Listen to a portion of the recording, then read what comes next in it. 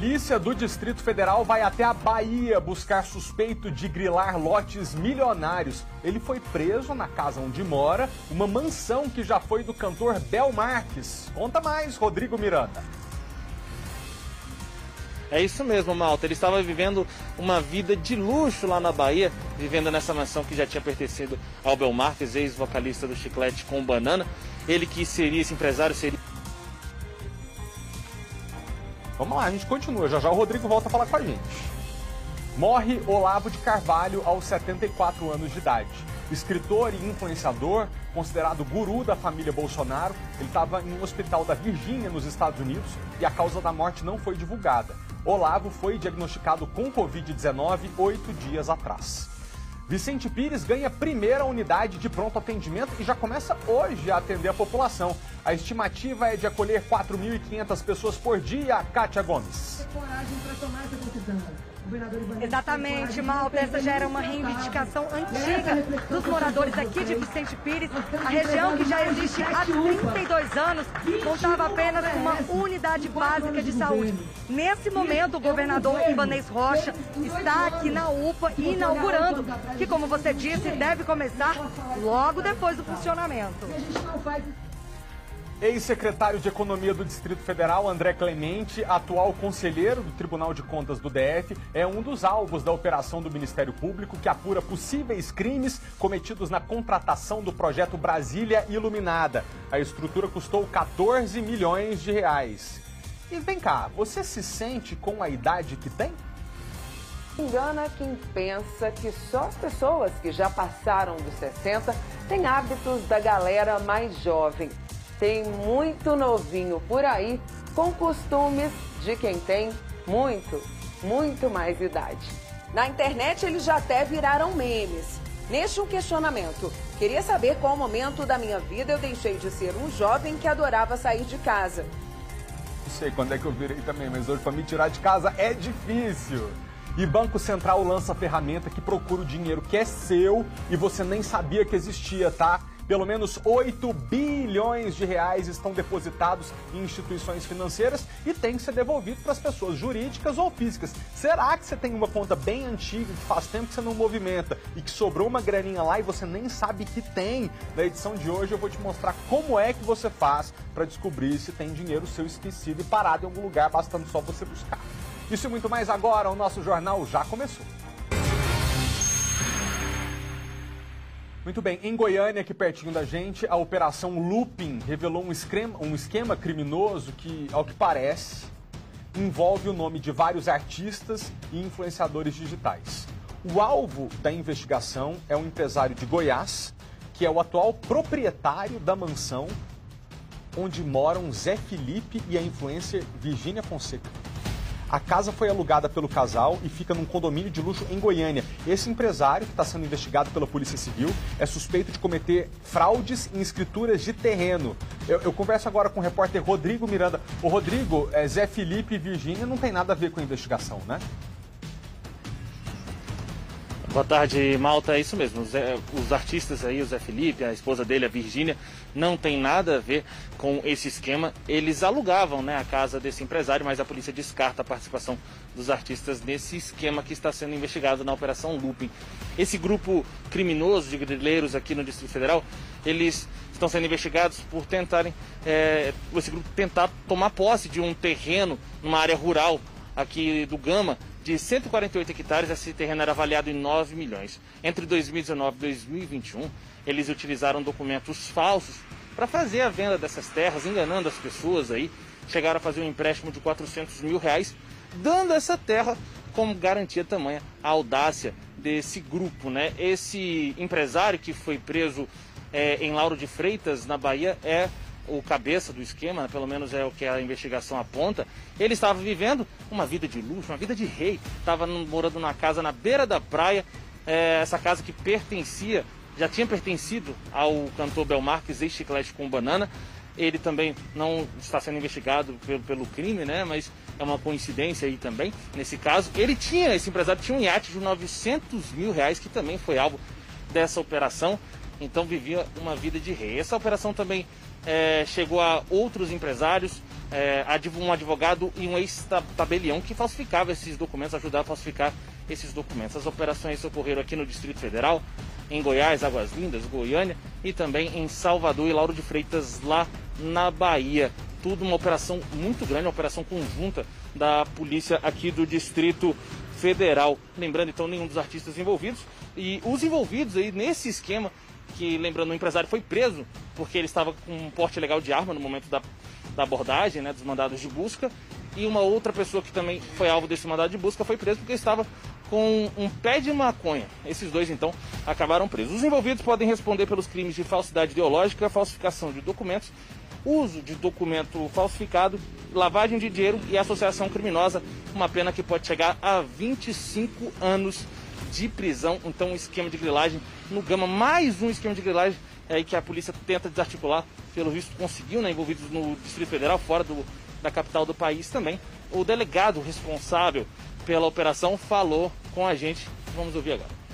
A Polícia Civil do Distrito Federal, juntamente com as polícias civis da Bahia e Goiás, deflagraram a Operação Lupin, que visa desarticular grupo criminoso que entre 2019 e 2021 tentou transferir a propriedade de uma área rural do Gama avaliada em 9 milhões de reais, utilizando-se de documentos falsos em cartórios do Distrito Federal. Os investigados invadiram o terreno, falsificaram uma declaração da Terra Cap, cujo original informava que aquela terra é área pública, além de terem realizado um contrato de mútuo de R$400 mil, dando como garantia parte desse imóvel. É meio complicado, né, gente, porque envolve pelo menos 3 unidades da federação na operação. Tem Goiás, tem o Distrito Federal e tem a Bahia. O Rodrigo ainda está com a gente ao vivo, né? Rodrigo, pelo que eu entendi é o seguinte, o empresário é de Goiânia, mas a Polícia Civil do Distrito Federal, por conta da fraude de terras aqui no DF, foi buscá-lo na Bahia, onde é que ele estava. Em Goiânia, qualquer história. Ele tem uma casa que aluga para o casal Zé Felipe, que é filho do cantor Leonardo, e a Virgínia Fonseca, que é uma influenciadora digital, tem milhões de seguidores. Então, certamente é uma mansão muito luxuosa, pelo que a gente conseguiu apurar, numa região bem nobre de Goiânia mesmo, onde os dois estão morando, parece que estão morando lá tem alguns meses, desde que a filhinha da Virgínia nasceu. Então, ele é proprietário dessa casa. Também estava no litoral, lá na Bahia, morando numa casa que pertenceu ao cantor Bel Marques, ex-Chiclete com Banana. Quer dizer, um homem que supostamente ganhou tanto dinheiro com a grilagem de terras que conseguiu viver num padrão de luxo que possibilitava a ele morar na casa onde o rei do axé, né, Bel Marques, também multimilionário artista, morou no litoral da Bahia, e alugar uma casa desse porte para o casal Zé Felipe e Virgínia em Goiânia. Agora, a razão pela qual ele foi preso em flagrante foi por ter um calibre 38 não registrado. É isso, Rodrigo? É isso mesmo. Nessa operação não teve nenhum mandado de prisão, só foram cumpridos 8 mandados de busca e apreensão. Durante esses mandados de busca e apreensão, esse empresário aí, na casa dele lá em Lauro de Freitas, foi encontrada essa arma e ele não tinha o registro da arma, não conseguiu explicar a procedência dessa arma de fogo, então acabou sendo preso em flagrante por porte dessa arma. Mas todo o caso está sendo investigado, todo esse grupo, né, esse esquema, e aí aquelas outras penas que eu falei, ele pode pegar até 25 anos de prisão, ele e todos os envolvidos. Obrigado, Rodrigo. E só para deixar claro aqui, até onde a gente conseguiu apurar, evidentemente os artistas não tinham conhecimento do envolvimento do proprietário da casa com a criminalidade. Agora, uma cena difícil de ver e que está dando o que falar nas redes sociais. A gente recebeu um vídeo mostrando um morador de rua sendo tratado de forma agressiva, né, por policiais militares. Esse idoso estava deitado em frente ao BRB, no setor comercial sul, quando foi abordado pelos PMs. Pelas imagens, parece que o pessoal da limpeza queria higienizar o local. E para que o homem saísse dali, os policiais agarraram as mangas do casaco dele e o arrastaram para fora do local. Você vê na tela agora. O idoso ficou debaixo de sol e mal conseguiu se levantar depois. A gente entrou em contato com a Polícia Militar e, por meio de nota, a corporação disse que vai apurar o ocorrido e que, se for comprovada a violação à integridade do idoso, que esses PMs envolvidos serão responsabilizados. Olha, o que esse lugar precisa é ser limpo, né? Óbvio, mas não tem muita necessidade de você ver uma pessoa jogada no chão e tratada dessa maneira. Especialmente em situação de vulnerabilidade, como é o caso ali, né? E chama a atenção da gente pro tanto de gente que está morando na rua, e a gente precisa atacar isso também de forma mais direta, para não ter que ver policial tendo que tirar um idoso na frente de um banco para aquela fachada ser limpa, você precisa resolver um lugar para esse idoso morar. Fica aí a provocação. É o poder público. Deixa eu chamar aqui a participação das pessoas em casa para um assunto que a gente trata agora. Eu tenho certeza que você já pensou sobre isso e tem uma opinião formada, então eu quero que você compartilhe com a gente. Primeira coisa é você pegar o seu celular e apontar a câmera para o QR Code que vai aparecer aqui na tela. E a pergunta do dia para você é a seguinte: você é a favor da licença paternidade de 6 meses? Não a maternidade, tá? Porque a maternidade é de 4 meses, no serviço público é de 6 meses, fica facultada às empresas poderem estender para 6 meses aquelas que querem. Mas e para licença paternidade? Você é a favor de que o pai tenha 6 meses de licença paternidade? Muito bem, aponta a câmera do seu celular para o QR Code na tela e tem 3 opções. Você diz, no caso de pais solteiros, ou seja, quando não tem uma mãe ali para gozar do benefício da licença maternidade, você é a favor. Ou segundo, olha, sinceramente eu acho que esse benefício é exclusivo da mãe, da mulher. Ou terceiro, todos os pais deveriam poder acompanhar a licença da mãe. Então você que marca a terceira opção é a favor de que mãe e pai tenham o mesmo tempo de licença paternidade e maternidade, possam inclusive ceder tempo um para o outro, ou seja, acha que pai e mãe precisam de tempos iguais para acompanhar um recém-nascido. Aí você clica na sua opção, o Ronald Veiga, que opera a enquete, vai me dar a opinião dele. No caso de pais solteiros, com certeza, manda bala, Ronald. Enquanto você vota, eu te explico por que a gente está trazendo esse assunto. Um pai solo conseguiu na justiça o direito de estender a licença paternidade de 30 para 180 dias. Quem é esse homem? Ele é um bombeiro militar que adotou uma bebê recém-nascida em março de 2021. Ele ficou 5 anos na fila de adoção e depois de passar por esse processo, conseguiu adotar a criança. E aí pediu para a corporação, para os bombeiros, o direito de exercer a licença paternidade, já que ele era o único responsável pela criança, não tinha mãe na história. O Corpo de Bombeiros recusou esse pedido e alegou que não tinha previsão na lei para isso. O que o bombeiro militar fez? Procurou a justiça, que por unanimidade, na primeira turma do TJDFT, primeira turma civil, decidiu que esse pai tinha sim direito a uma licença paternidade de tempo igual à da maternidade, ou seja, 6 meses. E sobre esse assunto, eu chamo agora para conversa o advogado Jonas Moretti, que é especialista em direito da família. Jonatas, boa tarde para você. Você pode comentar essa decisão? Quer dizer, é uma tendência da justiça entender que licença paternidade, nesse caso, deve ser igualada à licença maternidade? Boa tarde para você. Boa tarde, Malta. Acho que a primeira diferenciação que a gente tem que fazer é que tanto a CLT como as próprias regras do bombeiro não faz uma diferenciação em uma licença adotante de uma licença fruto de um parto normal, seja cesárea ou um parto normal. Isso significa que mais do que o direito da mãe e do pai de descansar... Deixa eu voltar daqui a pouquinho com ele, porque estava tendo uma interferenciazinha de áudio, né? E a gente não estava conseguindo ouvir o especialista direito. Enquanto isso, eu vou até ficando com o QR Code aqui na tela e você em casa vai dizendo para mim o que você acha, tá? Você é a favor da licença paternidade de 6 meses? Por enquanto, olha, a maior parte dos nossos telespectadores estão dizendo que todos os pais deveriam poder acompanhar a licença da mãe. Vocês sabem que nos países de primeiro mundo, Canadá, em vários países da Europa, isso existe, né? Quando, inclusive, não é intercambiável. Por exemplo, a família ganha 1 ano, 1 ano e meio de licença paternidade para os dois, aí eles decidem. A mãe que vai exercer, ou a mãe vai ficar só a primeira parte, quando o recém-nascido é mais dependente da mãe, e depois ela pode voltar a trabalhar e é o pai que fica em casa. Em outros países isso está mais evoluído. A gente precisa discutir esse assunto no Brasil também.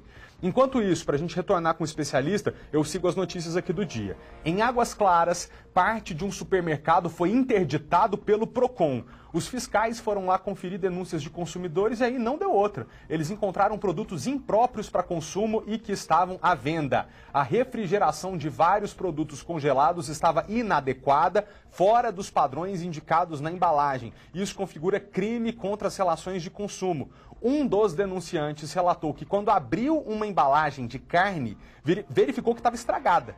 Os agentes interditaram as unidades de refrigeração e, por lei, o supermercado tem 10 dias para recorrer. Segundo o PROCON, a interdição é para garantir a integridade da saúde dos consumidores. Esse supermercado fica dentro de um shopping na rua Copaíba, em Águas Claras. Atenção, né, gente? Comida estragada provoca intoxicação alimentar, leva a gente para o hospital. Eu já tive, é horrível, todo mundo sabe o que a pessoa padece. Se for vulnerável, criança ou idoso, é perigoso até morrer. Então tem que tratar esse assunto com muita seriedade mesmo. Ainda sobre saúde, agora vacinação infantil. As vacinas da Pfizer estão com estoques em baixa aqui no Distrito Federal. As doses estão disponíveis apenas para crianças de 5 anos ou mais com comorbidade e deficiência e para as crianças de 5 a 11 anos que são imunossuprimidas. Já crianças a partir de 6 anos sem problema de saúde estão sendo vacinadas com a Coronavac. A nossa equipe deu um giro nos pontos de imunização e mostra agora para você. Na UBS1 do Lago Norte, essa era a situação. Pais, mães, avós e muitas crianças esperando para tomar a dose da vacina. Daniel Maia é pai da pequena Alice, de 6 anos. Ficou sabendo da vacinação pelas redes sociais e correu para o posto. Bastante tranquilo, bem orientado e bem acolhida também lá na hora do desespero da seringa.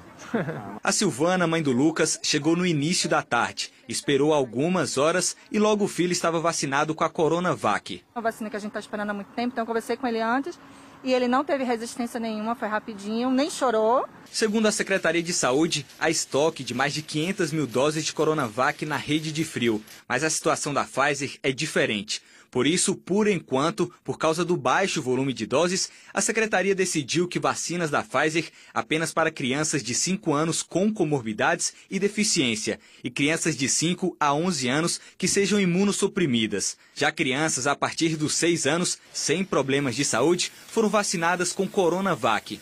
A Secretaria espera nova remessa de vacinas da Pfizer para esta quinta-feira e, dependendo da quantidade, esse esquema pode mudar.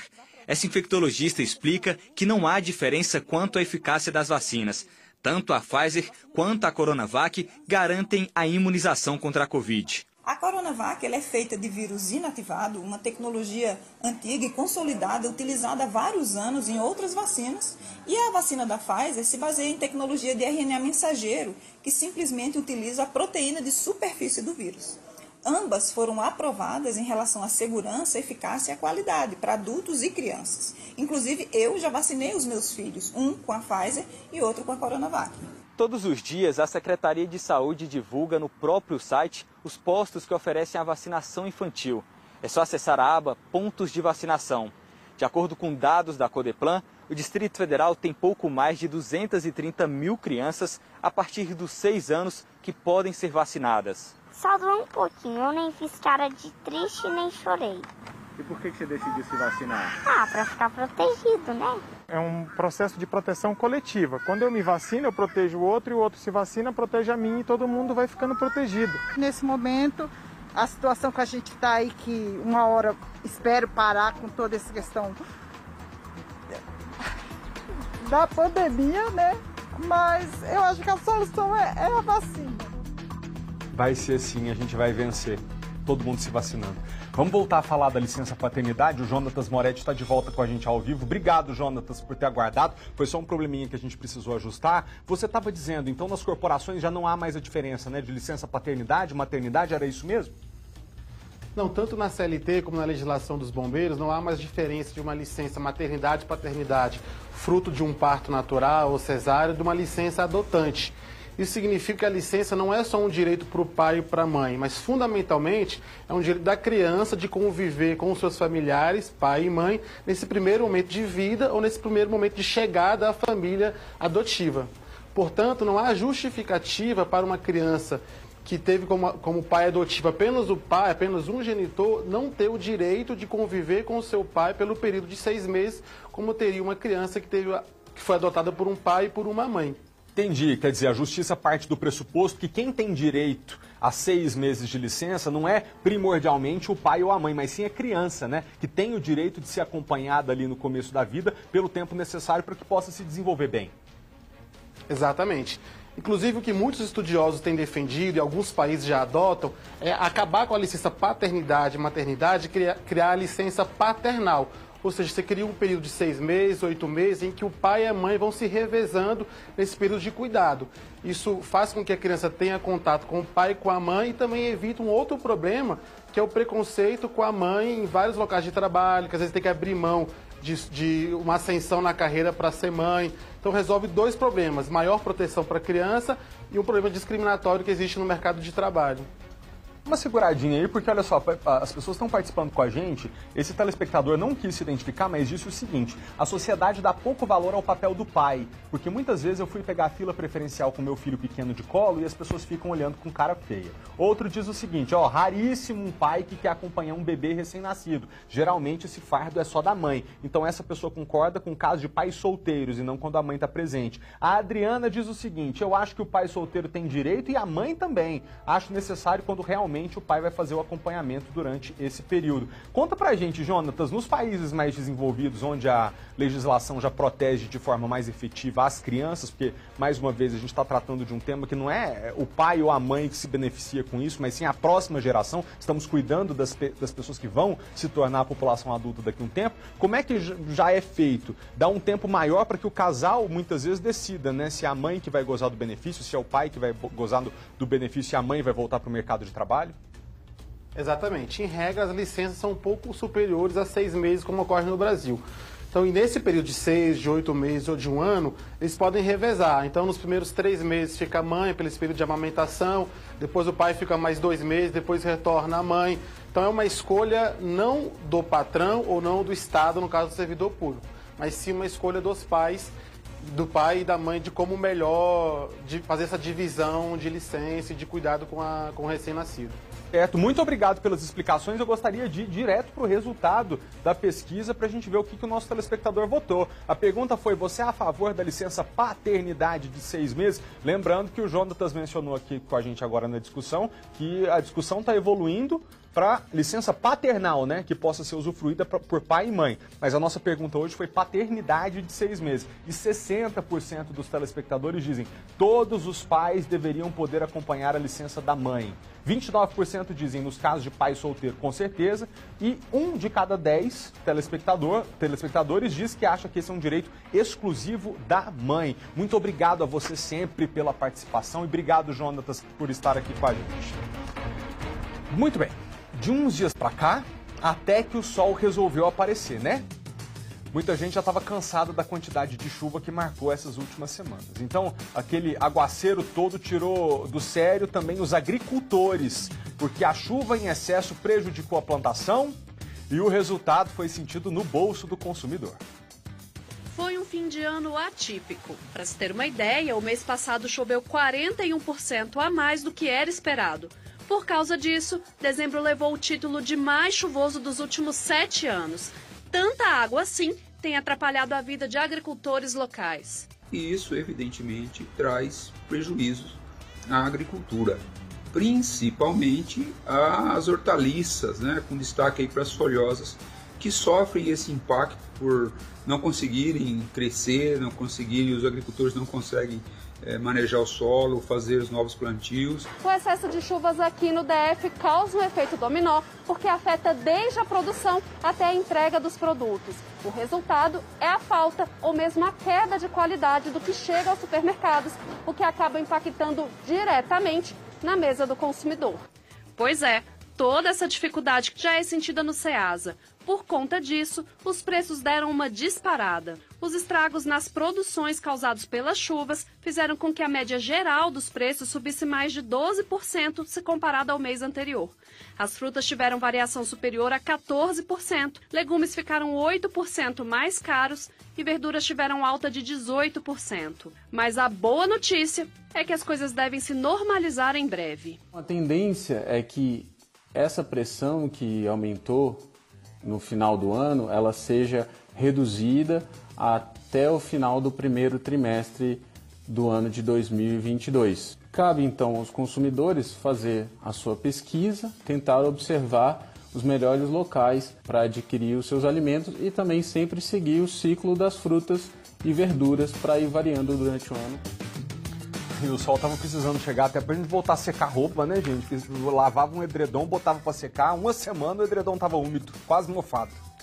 Voltando para os casos de polícia, atenção, a gente já mostrou aqui agora há pouco que teve um cara que, né, aplicava golpes, grilagem de terra e estava envolvido com artista. Agora também com artista sertanejo, mas de outra maneira. A polícia desmontou uma quadrilha que aplicava golpes milionários. Entre as vítimas estão músicos famosos, quer dizer, os próprios artistas que eram passados para trás. Os golpistas chegaram a se passar por empresários sertanejos para ter acesso a essas vítimas famosas. Além disso, a quadrilha também fazia receptação de cargas roubadas. Vamos ver a reportagem. As imagens são dos momentos seguintes à prisão de Pablo Estrela. Ele foi encontrado pela operação policial na Bahia. De acordo com as investigações, Estrela faz parte de uma organização criminosa especializada em golpes. Ao lado de Renato Renner, que também foi preso essa semana, eles se passavam por facilitadores de crédito, despachantes e até empresários sertanejos. Mas foram os roubos e as receptações de cargas que chamaram a atenção da polícia. Durante 12 meses, os agentes acompanharam passo a passo as ações da quadrilha, que só em relação às cargas de aço movimentaram mais de 20 milhões de reais. Nós conseguimos pontuar que aqui em Goiás estava tendo um aumento vertiginoso de roubo de carga de aço. A partir disso aí, nós fomos atrás de quem seriam os autores imediatos, os receptadores. Conseguimos identificar um empresário desse ramo em Aparecida de Goiânia, da Ferrácio, Marquinhos da Ferrácio, que estava vendendo esses produtos, obtendo aí um lucro de 5 a 6 milhões por mês. Efetuada a prisão de seu sócio, nós conseguimos então desvelar um outro esquema por trás desse.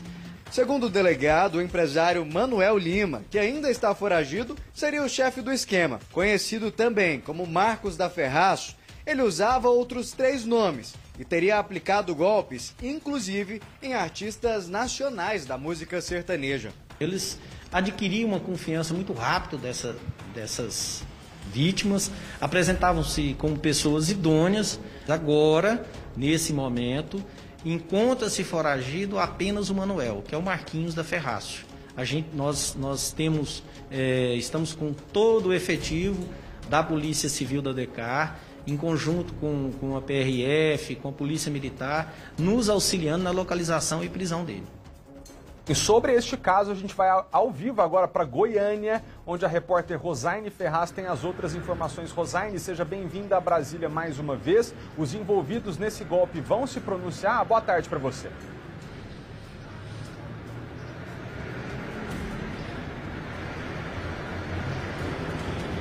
Boa tarde. Olha só, em nota, a defesa de Pablo Estrela disse que entrou com pedido de habeas corpus e que refuta aí por completo todas as insinuações que são impostas aí contra o seu cliente. Ao contrário, diz que nada do que foi divulgado aí pelos portais de comunicação da polícia condiz com a verdade, ainda segundo a defesa, viu?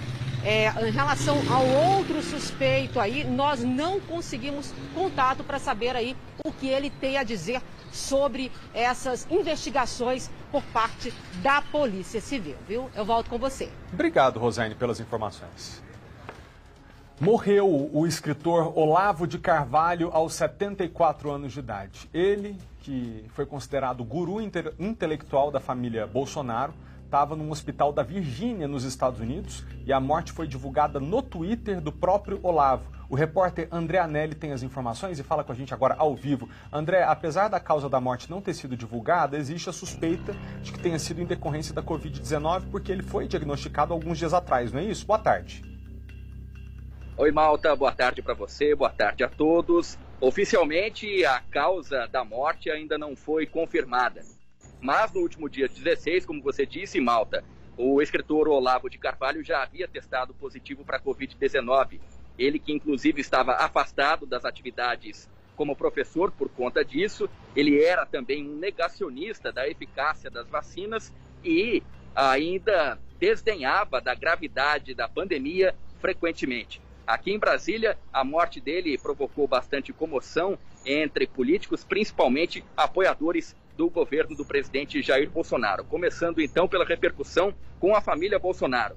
O presidente Jair Bolsonaro classificou Olavo de Carvalho como um farol para os brasileiros. O filho dele, o deputado federal Eduardo Bolsonaro, disse que seus pensamentos permanecerão vivos por muito tempo. O vereador Carlos Bolsonaro disse que sua obra ilumina para sempre a nossa história.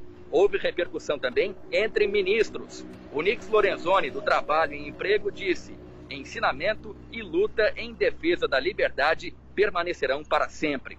Damares Alves, do Ministério dos Direitos Humanos, da Mulher e da Família, disse que Olavo de Carvalho era um arauto que há anos nos ensinava os perigos do comunismo e como combatê-los. O ministro da Infraestrutura e pré-candidato ao governo de São Paulo, Tarcísio Gomes de Freitas, disse que as portas do espírito só se abrem à perfeita sinceridade de propósitos, inclusive utilizando uma frase do próprio Olavo de Carvalho. O ministro Rogério Marinho, do Desenvolvimento Regional, classificou o Olavo de Carvalho como um dos maiores pensadores de todos os tempos. O ministro do Turismo, Gilson, disse que Olavo de Carvalho deixa um grande legado. Houve também manifestação de ex-ministros. Abraham Weintraub, da Educação, se disse muito triste por perder esse gigante. Nunca mais vamos esquecê-lo. Ricardo Salles, do Meio Ambiente, disse que Olavo de Carvalho soube travar o bom combate. Houve também manifestação de deputados federais, todos eles ligados à chapa, ao apoio do presidente Jair Bolsonaro, como, por exemplo, Carlos Jordi, Bia Kicis e Carla Zambelli. O que chamou a atenção da gente, Malta, é que agora há pouco, em uma manifestação no Twitter, o vice-presidente Hamilton Mourão, ao dizer que prestava condolências à família e aos amigos de Olavo de Carvalho, disse que, na verdade, o falecimento dele classificou o falecimento do escritor como desaparecimento. E não houve uma explicação a respeito do uso desse termo. A assessoria de imprensa não disse por que Hamilton Mourão usou o termo desaparecimento para se referir a Olavo de Carvalho. Mas é importante a gente destacar que não foi levantada nenhuma hipótese de a comunicação da morte do escritor ser falsa. Pelo contrário, Hamilton Mourão apenas utilizou um outro termo menos usado nesses casos. Voltamos com você aí no estúdio. Tá bom, obrigado, André. Toda notícia que chega podendo dizer que tem dinheiro sobrando pra gente é boa, né? Então, atenção, muitos trabalhadores não sabem, mas pode ser que você tenha direito a um reforço extra no seu orçamento, tá? É sério. É bom você fazer uma consulta ao PIS/PASEP, que é o benefício do governo federal. Esse dinheiro deve entrar na conta a partir do mês que vem. Na reportagem a gente vai entender. Só para este ano, o governo federal tem 21 milhões de reais para pagar o PIS/PASEP a trabalhadores. Um abono que para muita gente vem em boa hora. Quem que não gostaria de um extra? Seria ótimo. Ajudar mais em casa, né? Com os filhos, na educação, em tudo em casa, né? Sempre bom, né? Na verdade, vamos combinar. Dona Nesse sempre é bem-vinda, né? Os valores começam a ser pagos a partir de 8 de fevereiro a trabalhadores da iniciativa privada. É o PIS, Programa de Integração Social. Já o PASEP, a servidores públicos, começa a ser pago uma semana depois, a partir de 15 de fevereiro. Tem direito ao PIS/PASEP quem recebeu por pelo menos 30 dias de trabalho com carteira assinada em 2020. No ano, a média do recebimento não pode ter ultrapassado 2 salários mínimos. E também é preciso estar inscrito no programa social há pelo menos 5 anos. Empregados domésticos e trabalhadores para pessoas físicas, como trabalhadores rurais, por exemplo, não têm o direito, mesmo que atendam todos os requisitos. Para consultar se você tem direito ao benefício, é só baixar o aplicativo Carteira de Trabalho Digital e preencher com dados pessoais. Viu só, né? Então pode ter dinheiro seu no PASEP, do PIS/PASEP, mas pode ter dinheiro seu também esquecido. Onde? 8 bilhões de reais foram deixados de lado. Você já pensou nisso? Me diga você, se já esqueceu que tem dinheiro, deixou lá guardadinho no bolso de uma roupa, numa caixa por tanto tempo que nem lembrava? E se essa caixa e essa roupa, na verdade, é o banco? Sabe aquela conta antiga que você não usa mais? Não tem dinheiro lá não? Tem certeza que não tem? Vanessa Ferreira, dá pra gente descobrir, não é? Boa tarde pra você. Oi, Malta. Boa tarde a você, boa tarde a todos que nos assistem. Dá para descobrir, sim, e é uma boa surpresa, né? Achar um dinheirinho aí esquecido, quem não quer? Olha só, foi lançado ontem o Sistema de Valores a Receber do Banco Central. E o que é esse sistema, né? É uma plataforma em que você pode acessar e descobrir se você não tem um valor aí de uma conta, por exemplo, que foi encerrada, que sobrou lá um dinheirinho, ou às vezes uma cobrança indevida que teve um valor devolvido e você nem sabe, né? Então, vale a pena conferir. Malta, para você ter uma noção, são 8 bilhões de reais. Para quem está aí em casa, né, um dinheiro enorme, né, que está esquecido aí nos bancos. E, às vezes, você tem um valor pouquinho ali esquecido, mas dinheiro esquecido, gente, é um dinheiro que você nem estava contando com ele, é um extra, então vale a pena checar. Para quem quer saber como faz para descobrir se tem esse dinheiro aí esquecido, esse dinheiro que você nem estava contando, é só acessar a página Minha Vida Financeira no site do Banco Central e acessar aí com seu CPF ou CNPJ, no caso de uma conta de uma empresa, e você vai descobrir tudo lá. Se você tiver um valor a receber, você coloca seus dados e aí o próprio banco vai entrar em contato e vai devolver esse valor. No caso de, por exemplo, quem já conseguiu acessar ontem o sistema, hoje os bancos já vão receber esses dados e tem até 10 dias úteis para fazer a transferência. E aí eu ainda falei, quem conseguiu entrar ontem, por quê? O sistema ficou sobrecarregado, o site saiu do ar, teve muita gente que não conseguiu ver se tem um valor aí a receber e ficou chupando o dedo, né? Mas hoje eu chequei, agora há pouco, antes de entrar aqui ao vivo, eu chequei e a página está funcionando. E o próprio Banco Central falou que está trabalhando aí para aguentar a capacidade de atendimento, aguentar essa demanda aí de gente que está checando o sistema. Então, por enquanto, segundo o que eu chequei ali agora há pouco, está funcionando, dá para entrar e dar uma conferida aí se você tem um valor. Malta, você já viu se você tem um valor aí esquecido? Tô tentando. Aqui, a página da web não está disponível. Foi só a gente falar que é só pegar o Minha Vida Financeira. Deve ter tanta gente atrás do dinheiro esquecido. Você tinha dinheiro lá parado ou não? Eu não. Na verdade, eu não consegui nem entrar, né? Mas eu acho que eu não tenho, não. Entendi. Mas acesse, viu, gente? Bota lá no Google depois, Minha Vida Financeira, uma página do Banco Central. Vai que tem lá 30, 40, 50 reais pra você. Se você não tiver... Fala aí, Vanessa, o que você queria dizer? É bom ir tentando, porque às vezes no momento o site tá aguentando, né? Tem muita gente em outro momento. Tem que ir testando. Não, mas pode ter dinheiro seu lá, viu? Não perca a chance de conferir. Obrigado, Vanessa, pelas informações. Uma demanda antiga da comunidade de Vicente Pires foi atendida hoje. A primeira unidade de pronto atendimento acaba de ser inaugurada por lá. A estimativa da Secretaria de Saúde é que a unidade atenda até 4.500 pessoas por mês. A Kátia Gomes foi conferir de perto se esse público já está sendo atendido. Kátia, boa tarde. Como é que está a situação por aí? Oi, Malta, boa tarde para você, boa tarde para todo mundo. O governador Ibanez Rocha acabou de deixar a UPA e o atendimento vai começar agora, porque foi feita a inauguração oficial. E como você disse, é realmente uma demanda muito antiga. Vicente Pires já tem 32 anos de existência e não tinha nenhuma UPA aqui na cidade. Ela conta apenas com uma UBS. E como vocês estão vendo aí nas imagens do Rogério Silva, aqui nós estamos na sala vermelha, que é onde vão ficar os pacientes em casos mais graves, né? Tem sala vermelha, amarela e também verde. Essa é a sala vermelha. Bom, para vocês terem noção, né, de como a UPA é importante, ao todo são 9 leitos, né, desde casos mais simples até os mais graves. Tem sala para medicação, consultórios e uma sala de classificação de riscos.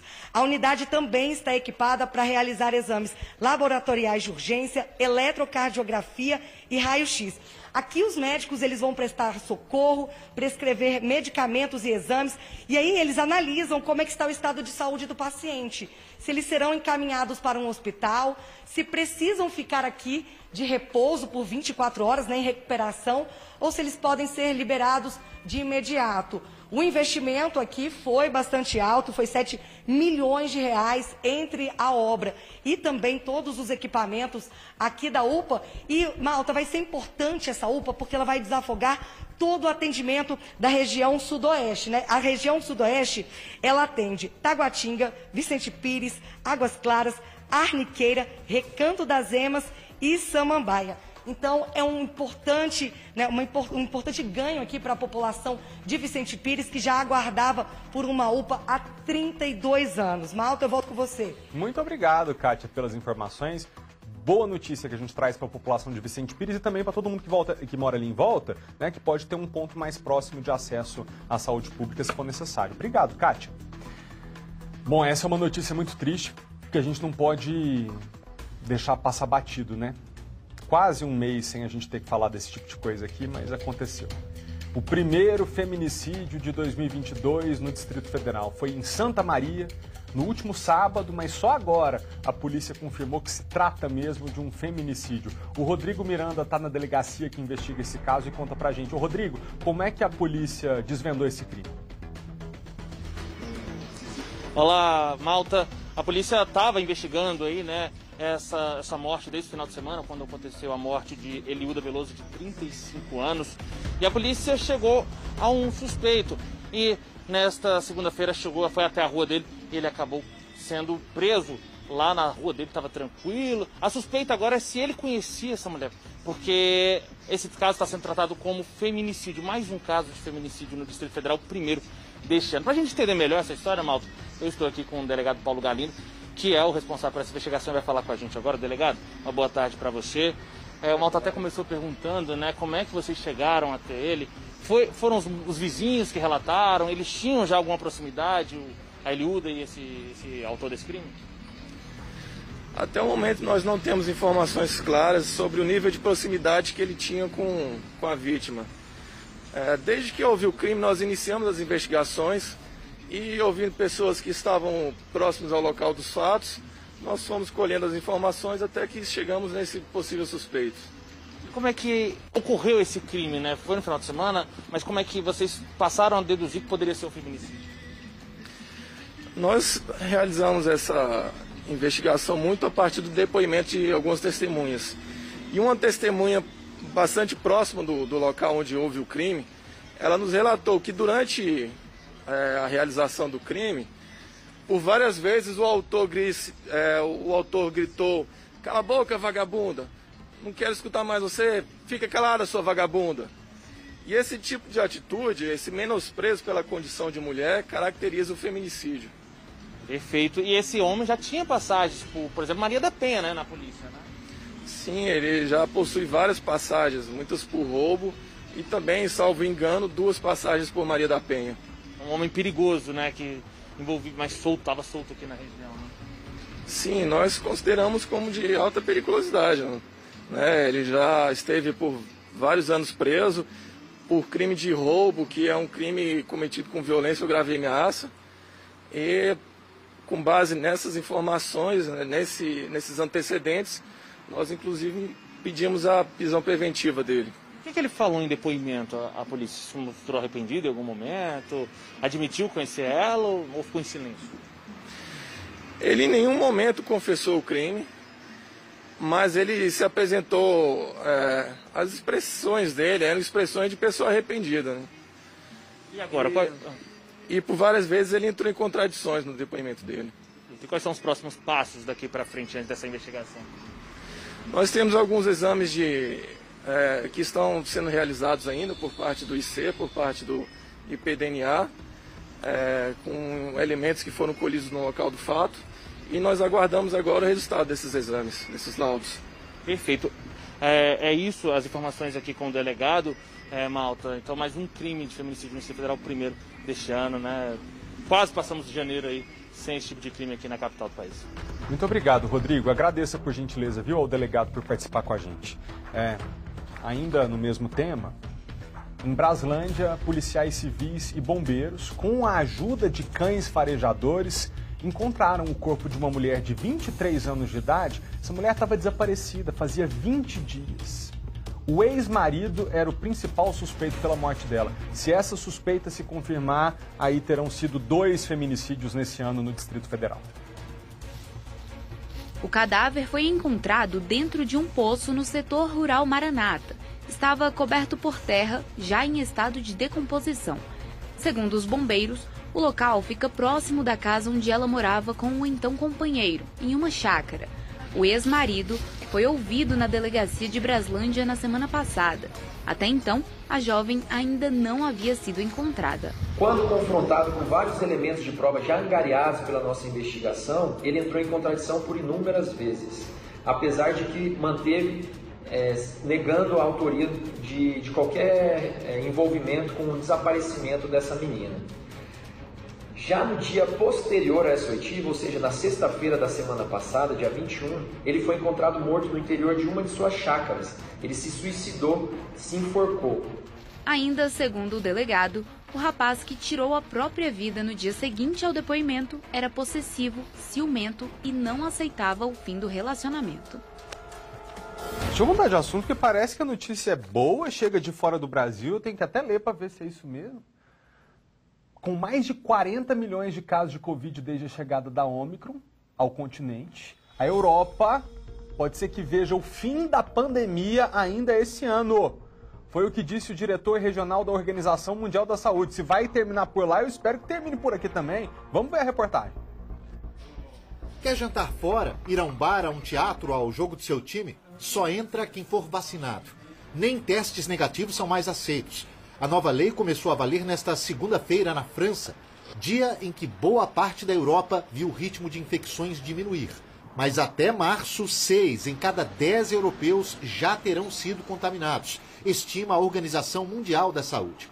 Em função disso e do grande número de vacinados, o diretor da OMS disse que os próximos meses poderão ser os momentos finais da pandemia no continente. Nesta segunda, o secretário-geral da OMS não foi tão otimista.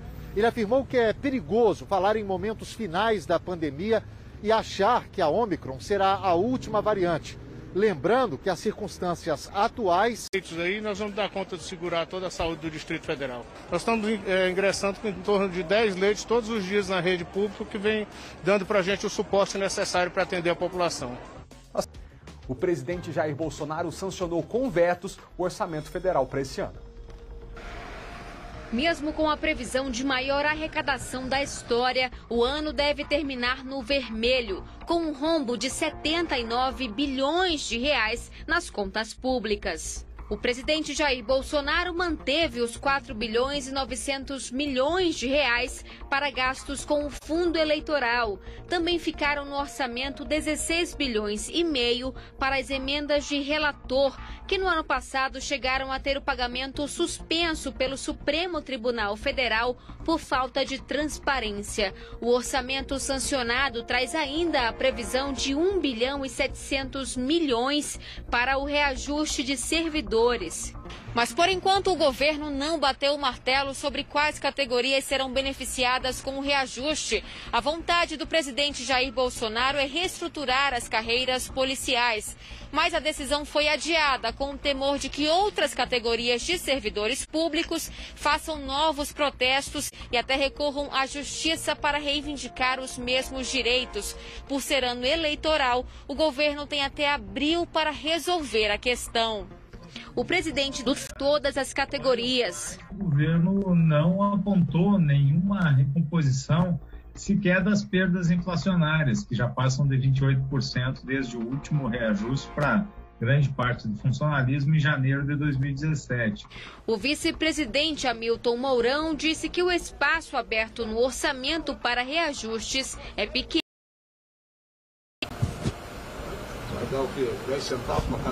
No orçamento deste ano também foram feitos cortes de despesas no valor de quase 3 bilhões e 200 milhões de reais. Os mais afetados foram o Ministério do Trabalho e da Educação. Sofreram cortes programas voltados para universidades, índios e pesquisas científicas. A Fiocruz, por exemplo, perdeu mais de 12 milhões de reais para pesquisa em inovação em saúde. Segundo o diretor do Instituto Fiscal Independente, os recursos cortados poderão ser usados para reajuste de servidores. Provavelmente, esses 3,2 bilhões irão para pessoal, como já está colocado, mas não se sabe ainda se vão para reajustes de outras categorias ou para recomposição de despesas que já estavam previstas. Você se sente com a idade que você tem, ou será que a sua rotina, ações e projetos não batem muito com as pessoas da sua mesma faixa etária? Se é a sua realidade, então você faz parte da geração dos perennials. Hermínio, 64 anos. Anísia, 61. Tecnológicos e inovadores, os dois empresários vivem na vibe de uma geração que não nasceu na década de 50. Tem muitas vezes que eu trabalho 12, 14, 15 horas todo dia. Essa disposição, a disciplina, eu acho que a raiz disso tudo é o desejo que a gente tem de continuar. Tenho projetos ainda para a minha vida e são projetos ambiciosos. Eu considero fora da minha geração, fora da minha época, né? Eu sou uma pessoa muito ativa. O máximo que as minhas amigas sabem mexer é no Instagram, no Facebook. E não sei se muitas não se interessam, mas eu sempre quero ir além. Quero sempre estar aprendendo. quero fazer um curso de marketing digital. Quanto mais você trabalha seu cérebro, mais, sabe, você dá um bypass aí em doença de Alzheimer, em demência, em depressão, né? Casados há 5 anos, eles querem continuar vivendo sem se importar com a idade registrada na certidão de nascimento. O que eu quero para minha vida é continuar ativo do jeito que eu sou, é fazer atividade física que é necessário para a gente. Eu estudo, eu leio bastante. Agora, e esse conhecimento que eu vou adquirindo, eu vou trazendo para a minha empresa. Eu aprendo como desenvolver algo nas redes sociais que venha a trazer benefício para mim. A idade não pode ser limitante. Quando você começa a falar, eu já tenho 30 anos, já não posso mais fazer isso, você está se limitando. Eu não ligo para a idade. Nós temos 3 idades, cronológica, fisiológica e psicológica. Então, o seu cronológico, você tem que estar ali, sabe, acompanhando o seu psicológico e não pode deixar ele limitar nada. Sempre é tempo. Sempre é tempo para aprender. A dupla que você acabou de conhecer não está sozinha. A dona Maria, de 74 anos, também não vive a vida como se estivesse na terceira idade. Eu gosto de sair, de passear, gosto de viajar, sair para ir ao cinema, um restaurante, uma lanchonete, eu gosto muito. Eu sempre que posso, estou fazendo isso. Para mim, eu não tenho essa idade, assim, eu acho... Eu tenho porque essa é a minha idade, mas eu não me sinto com essa idade.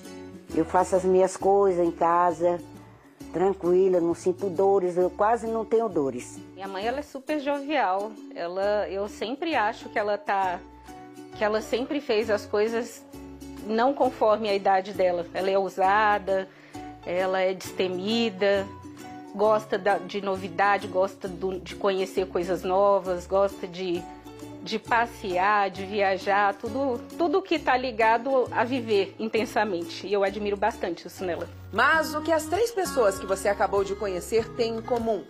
Eles fazem parte da geração Perennials, gente que leva um estilo de vida que inclui gostos e hábitos de outras gerações. Os Perennials têm essa característica de trazer essa possibilidade de você fazer coisas que você fazia há muitos anos e também começar a fazer coisas que você não fazia antes, ou seja, não somos mais definidos por idade.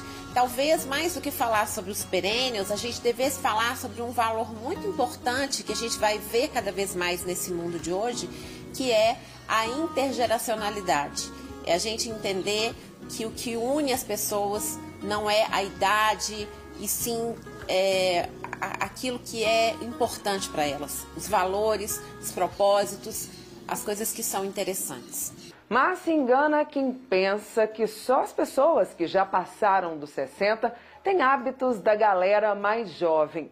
Tem muito novinho por aí com costumes de quem tem muito mais idade. Na internet eles já até viraram memes. Neste um questionamento, queria saber qual momento da minha vida eu deixei de ser um jovem que adorava sair de casa. Neste outro, o Feliz Dia do Idoso vai para você que quando chega em uma festinha já procura um lugar para se sentar.